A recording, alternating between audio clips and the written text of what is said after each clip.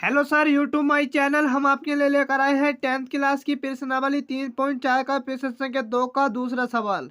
जो सर अभी तक हमारे चैनल पर नए आए हैं, जिसने हमारे चैनल को सब्सक्राइब नहीं किया है, वो हमारे चैनल को सब्सक्राइब करें, लाइक करें, अधिक से अधिक दोस्तों में शेयर करें। जब भी हम कोई वीडियो डालें तो सबसे पहले आपके पास आए। शुरू करते हैं।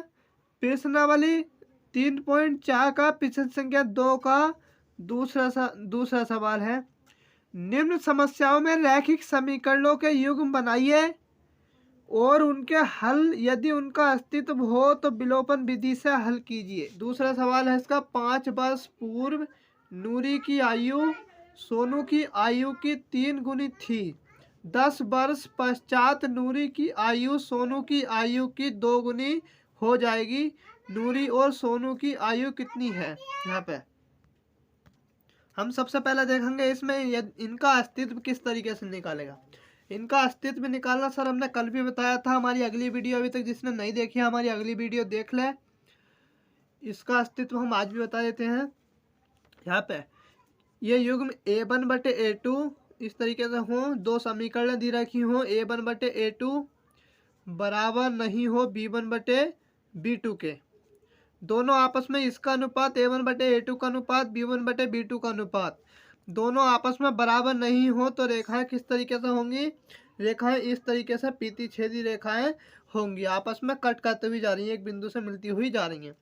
तो रेखाएं किस तरीके से होंगी सर? यहाँ पे प्रतिच्छेदी रेखाएं हो गई। यहाँ पे जब प्रतिच्छेदी रेखाएं हैं तो इनकी ये एक बिंदु पे मिलनी है, तो इसका कम से कम एक हल होगा। जिसका एक हल होता है तो वो रेखाएं क्या, वो समीकरण क्या होती हैं? उन समीकरणों का अस्तित्व होता है।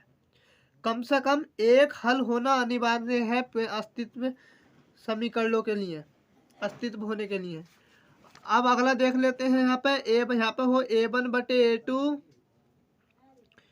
बराबर हो B1/B2 बराबर हो C1/C2 के। जब सभी आपस में बराबर होंगे सर यहाँ पर, तो ये रेखाएं किस तरीके से होंगी? रेखाएं होंगी समपाती।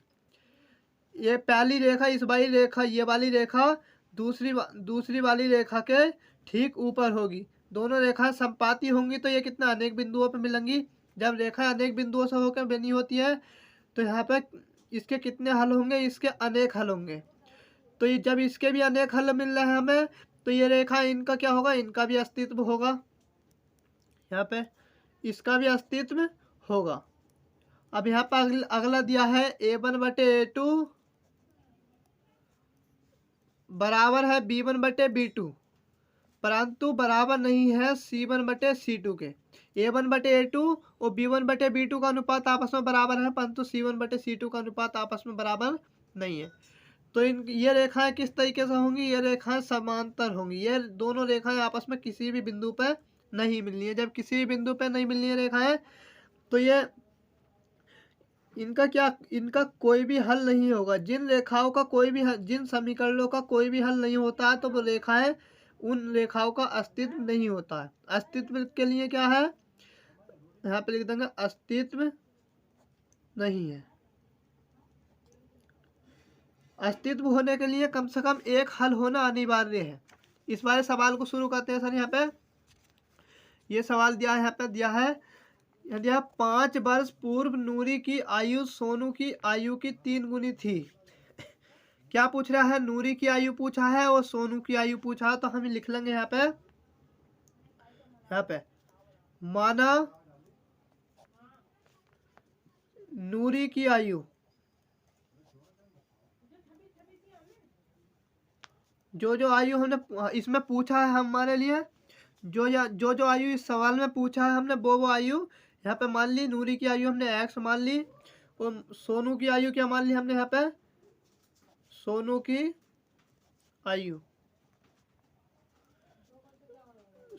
आयु हमने क्या मान लिया? इसमें y मान लिया। इसमें नूरी की आयु x हो गई, सोनू की आयु y हो गई।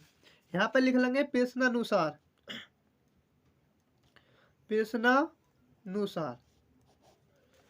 इस तरीके से। तो प्रश्नानुसार में इसमें कितनी कंडीशन बनेंगी? 2 समीकरण बनेंगी, तो इसमें 2 कंडीशन बनेंगी। तो हम यहाँ पे लिख लेंगे प्रथम शर्तानुसार।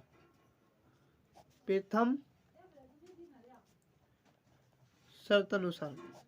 प्रथम शर्तानुसार में दिया सर यहाँ पे दिया है 5 वर्ष पूर्व, यहाँ पे दिया है 5 वर्ष पूर्व नूरी की आयु सोनू की आयु की 3 वर्ष गुनी है, 3 गुनी है थी। यहाँ पे दिया है 5 वर्ष पूर्व नूरी की आयु सोनू की आयु की 3 गुनी थी। तो यहाँ पे लिख लेंगे ये क्या हो गया, यहाँ पे x लिख लिया और यहाँ पे y लिख लिया इस स्थान पे।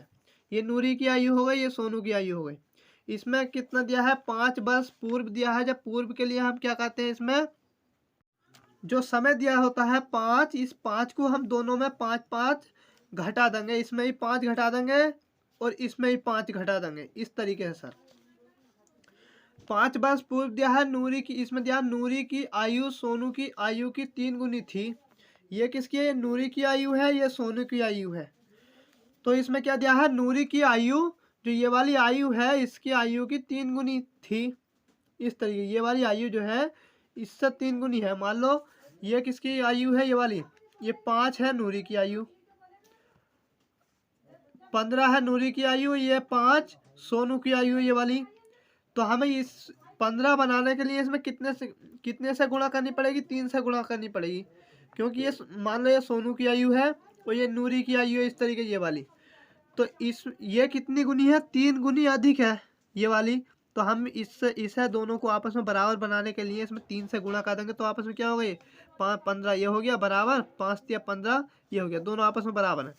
ये 3 गुनी ज़्यादा है ये वाली नूरी की आयु, इससे तो हम इसमें क्या कर देंगे, 3 गुना कर देंगे, इसमें 3 से गुणा कर दी सर यहाँ पे। तो यहाँ पे x माइनस 5, यहाँ पे बराबर का निशान लगा देंगे सर। यहाँ पे x माइनस के 5 ऐसे उतार लेंगे, बराबर 3 की 22 से गुणा कर देंगे, यहाँ पे 3 बाई हो जाएगा, 3 की 5 से गुणा कर देंगे, माइनस के 15 हो जाएगा सर। ये 3 बाई क्या कर रहा है, प्लस कर रहा है, इधर को आगे क्या कर रहा है, माइनस कर रहा है। तो यहाँ पे हो जाएगा x माइनस के 5 या माइनस के हो जाएगा 3 बाई बराबर माइनस के 15। ये माइनस कर रहा है 5, इधर क्या कर रहा है, प्लस कर रहा है, तो इसे प्लस में ले जाएंगे। यहाँ पे यहाँ हो जाएगा x माइनस के 3 बाई बराबर माइनस के 15 प्लस के 5। यहाँ x माइनस के 3 बाई हो जाएगा बराबर, ये माइनस के 15 है, ये 5 है, माइनस के 15 से प्लस के 5 घटा दी, कितना बचा है, माइनस के 10 बचा। ये समीकरण हो गई 1, इस तरीके से। अगली कंडीशन, पहली कंडीशन कहाँ तक है, पहली कंडीशन यहाँ तक बन गई थी तक। अगली जो समीकरण होगी यहाँ से होगी, यहाँ पे दिया 10 वर्ष पश्चात नूरी की आयु सोनू की आयु की 2 गुनी हो जाएगी। यहाँ पर लिख लेंगे द्वितीय शर्तानुसार, द्वितीय शर्तानुसार में हम जैसे पहली कंडीशन में हमने x और y लिखे थे, हम ऐसे लिख लेंगे x यहाँ पे और y यहाँ पे, इस तरीके से। तो इसमें 10 पश्चात कह रहा है, पश्चात के लिए क्या कर देंगे हम, इसमें 10 जोड़ देंगे, इसमें भी 10 जोड़ देंगे और इसमें भी 10 जोड़ देंगे, इस तरीके से। दोनों में 10 हमने जोड़ दिया। अब कह रहा है नूरी की आयु, यहाँ पे क्या है, नूरी की आयु सोनू की आयु की 2 गुनी हो जाएगी। तो ये क्या है, ये नूरी की आयु हो गई और ये सोनू की आयु हो गई। ये 2 गुनी ज़्यादा है तो हम इसमें 2 से गुणा कर देंगे, तो आपस में क्या हो जाएंगे, बराबर हो जाएंगे। इस तरीके ये x प्लस के 10 ऐसी हो गया बराबर, ये 2y हो जाएगा प्लस ये 20 हो जाएगा। ये प्लस कर रहा है, इधर क्या करें, माइनस करें, यहाँ पे 10 प्लस 10 हो जाएगा, यहाँ माइनस के 2y हो जाएगा बराबर 20। ये प्लस कर रहा है तो इधर क्या करेगा, माइनस करेगा, तो इसे माइनस में ले जाएंगे। यहाँ पे हो जाएगा x माइनस के 2y बराबर 20 माइनस के 10। यहाँ पे हो जाएगा x माइनस के 2y बराबर 10। ये समीकरण हो गया यहाँ पे सर 2, इस तरीके से। आप क्या निकालेंगे, इनका दोनों समीकरणों का अस्तित्व निकालेंगे। ये x माइनस के 3 बाई बराबर माइनस के 10, ये समीकरण 1 हमने यहाँ पे उतार लिया। अस्तित्व किस तरीके से निकालेंगे सर, यहाँ पे अस्तित्व निकालेंगे, यहाँ पे a1 बटे a2 का मान निकालेंगे, b1 बटे b2 का। a1 बटे a2 का मान किस तरीके निकालेंगे, तो a1 का मान कितना दिया सर, यहाँ पे निकालेंगे। a1 का मान है कितना है, 1 है, तो यहाँ पे a1 का मान 1 हो जाएगा, क्योंकि x का गुणांक कितना है, 1 है। b1 का मान कितना है सर, यहाँ पे y का गुणांक माइनस के 3 हो जाएगा। यहाँ पे C1 का मान कितना आ सर यहाँ पे -10 हो जाएगा समीकरण 1 में, या -10। A2 का मान निकालेंगे सर यहाँ पे, A2 का समीकरण 2 से निकालेंगे, x का गुणांक कितना है 1, तो यहाँ पे 1 लिख लिया। B2 का मान निकालेंगे, B2 का मान कितना है यहाँ पे समीकरण 2 में, y का गुणांक -2 है तो -2 लिख लेंगे। C2 का मान निकालेंगे, C2 का मान निकालने के लिए समीकरण 2 में C या अचर संख्या कितनी है 10 है तो यहाँ पे 10 लिख लेंगे इस तरीके से। तो यहाँ पे A1 बटे A2 का मान निकालेंगे, A1 बटे A2 का, A1 का मान कितना है 1, A2 का मान 1 है। अब B1 बटे B2 का मान निकालेंगे, B1 का मान कितना है -3 और B2 का मान कितना है -2। C1 बटे C2 का मान निकालेंगे तो -10 हो जाएगा और यहाँ 10 हो जाएगा। ये कितना हो गया 10 से 10 खत्म। A1 बटे A2 का मान 1 बटे 1 है। B1 बटे B2 का मान कितना -3 बटे -2 है, तो इस माइनस से माइनस ये कितना हो गया 1 बटे 1 हो गया 3 बटे 2। ये आपस में बराबर है, ये बराबर आपस में नहीं है तो ये किस तरीके से हो जाएगा A1 बटे A2 बराबर नहीं है B1 बटे B2 के। जब युग्म इस तरीके से है तो रेखाएं किस तरीके से होंगी, रेखाएं प्रतिच्छेदी रेखाएं होंगी, तो कम से कम एक बिंदु पे मिलेगा। जब एक बिंदु पे मिलेगा तो इसका कम से कम एक हल होना अनिवार्य है। तो इनका अस्तित्व है तो इन्हें हम क्या करेंगे, इस समीकरणों इन दोनों समीकरणों को हम आगे हल करेंगे। अब क्या करेंगे सर, इन्हें विलोपन विधि से हम हल कर लेंगे। विलोपन विधि से किस तरीके से हल करेंगे सर, यहाँ पे इन दोनों ये x का और ये वाला x काट देंगे हम, क्योंकि ये x है ये भी x है, इनके नीचे रेखा खींच के इसी तरीके से काट देंगे। इसे माइनस कर लेंगे, ये प्लस हो जाएगा, ये माइनस हो जाएगा। तो ये x से x खत्म, ये प्लस का है x, ये माइनस का है x, तो दोनों आपस में खत्म हो गए। ये प्लस का है 2 और ये माइनस का है, तो माइनस के 3 बाई में से प्लस के 2 बाई घटा देंगे, यहाँ पे कितना माइनस के बाई बचा। यही माइनस का 10 है, यही माइनस के 10 है, तो यहाँ पे माइनस के 20 हो जाएगा। इस माइनस से माइनस खत्म हो जाएगा, बाई बराबर हो जाएगा 20 इस तरीके से। अब क्या करेंगे सर, बाई का मान कोई सी भी समीकरण में हम रख सकते हैं, तो बाई का मान हम समीकरण 2 में रख लेंगे। यहाँ पे लिख लेंगे बाई का मान समीकरण 2 में रखने पर, समीकरण 2 क्या सर, यहाँ पे x माइनस के 2y बराबर प्लस के 10 है।